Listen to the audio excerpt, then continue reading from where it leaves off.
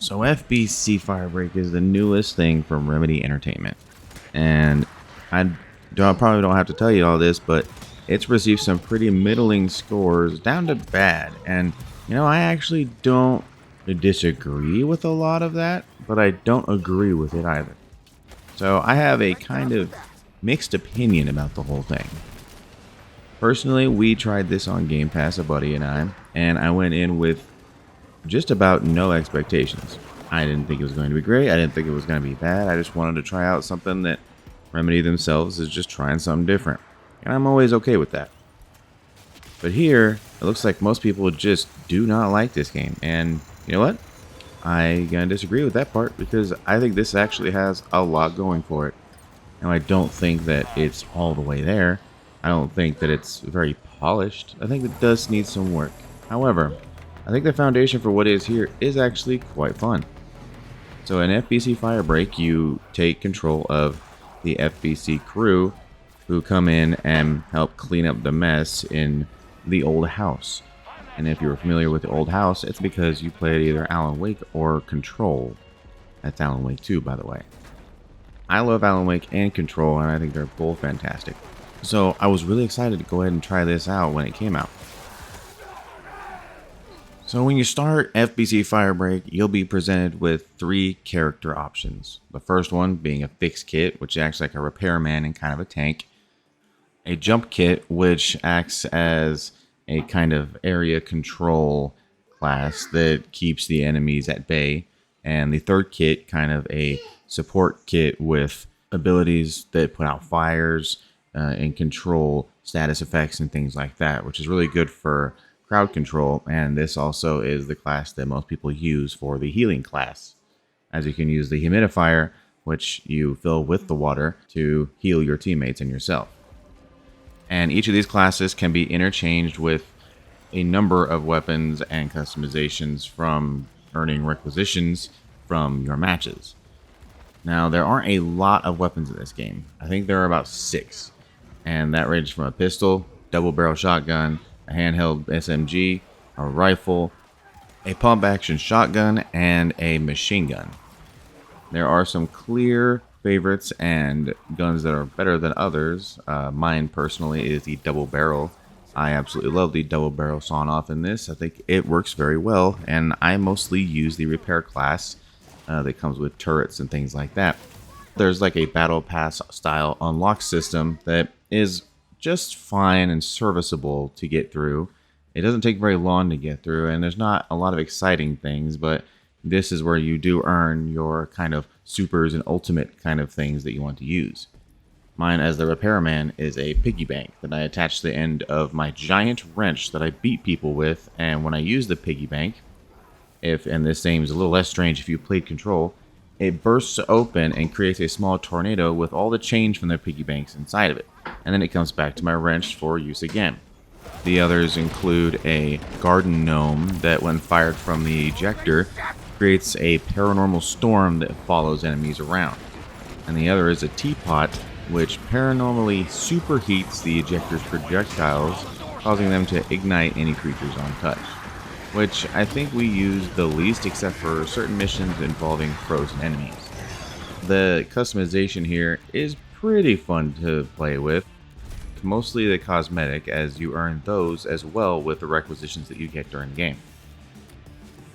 The weakest part of this game is probably the level selection, because there is only 5 levels that I could unlock, with one I am assuming is going to be brought into the game a little later.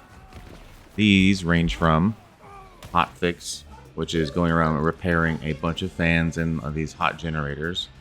Paper chase, which we found to be really goofy and really fun, which is you basically fighting against the post-it note apocalypse. Ground control has you finding radioactive like balls out of these leeches that are all over the walls. This one is a little more tedious, but it is funner when you have a full team. Doing this with 2 people rather than 3 like the game is set up can take a really long time. Frequency shift has you taking on a kind of pink Ghostbusters-like substance that is growing all over the walls and everywhere to blow it away and find a way to get the these generators up and running with these panels to start getting rid of it. The last one being freezer duty, which is you taking out these frozen anomalies that are just located all over the map while finding heaters to ignite and throw them inside. Now these modes are all pretty fun. I enjoyed all of them to a certain extent. Although after your tutorial phase, when you've tried them each once, the difficulty goes much higher as you'll start to get side objectives and things will just start getting progressively harder as the match goes on. And here is where we had a lot more fun. During the tutorial phase, it was just kind of, let's go through the motions. But once we got to like the meat and potatoes and started upping the difficulty and really having to synergize our classes, we had a lot more fun in this game, and we've actually been playing it quite a bit. Now, this is a weird game. Like, if anybody who is listening has played Control, you know how weird the Control universe is and how random objects imbued with power of different things are just wholeheartedly affecting the universe itself. And you feel that here as certain things like snare drums, like possessed snare drums, will be floating around in the air, and your first instinct will be to get rid of that snare drum because it's making the enemies super fast, right? Or there's another one where your environment is starting to freeze over because there is a post box somewhere on the map that you need to get rid of. And all of these little side objectives and possessed things have to be taken out with a certain gun that you can find on the map from these ammo caches that you can periodically run back to get ammo from. But you need to really use these sparingly, as if you don't have them and no one on your team has any upgrades for neutralizing things like this, they'll just kind of be stuck on the map and you're just going to have to deal with whatever downside that comes with them. Now on that, bringing up upgrades, while you're going through each map after your tutorial phase, you'll be finding pretty much research samples.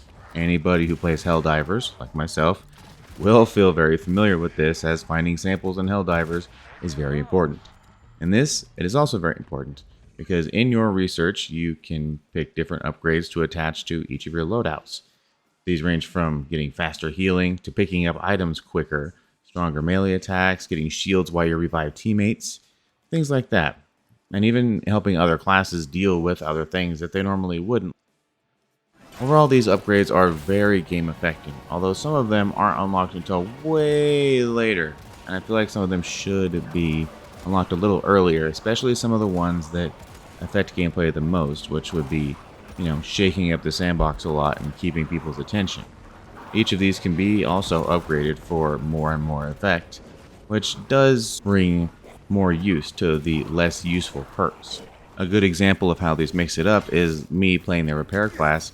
I can take certain perks like asbestos hands, which makes manual repairing, charging things, and extinguishing things like fires on the ground much faster when doing this kind of quick minigame between Q and E on keyboard and the top bumpers on controller.